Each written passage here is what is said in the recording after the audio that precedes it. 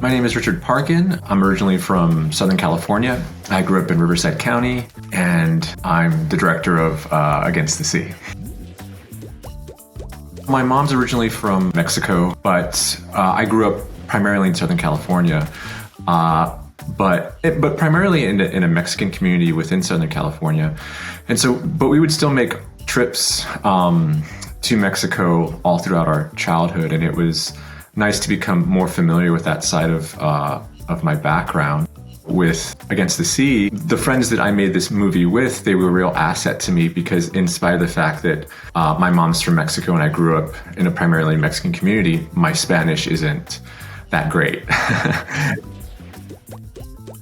The film enabled me to explore that side of my background through a creative project. That was just one of the best experiences ever, and it's reignited my own desires to keep doing that and to keep working on my Spanish, because you connect with so many other people. And right now I'm a teacher, and the ability to immediately speak with a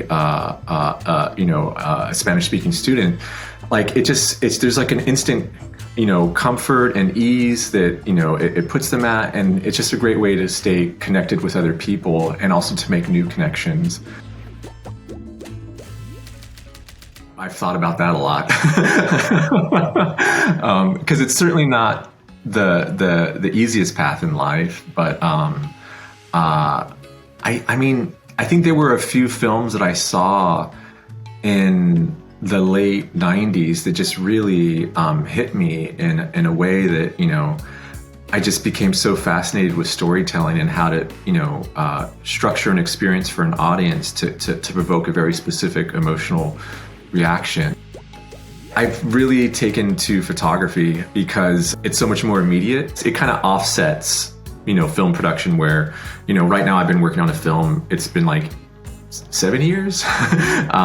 And so, it's a different creative workflow. And I think you kind of need that when, with your other projects, it feels like you're, trying to climb a summit and, you're going to be at it for a long time. It's always good to go back to certain films that refocus you and, and tell you this is what, it's about, and this is something to aim for or to aspire to. I recently rewatched Y Tu Mama Tambien, the Alfonso Cuarón film.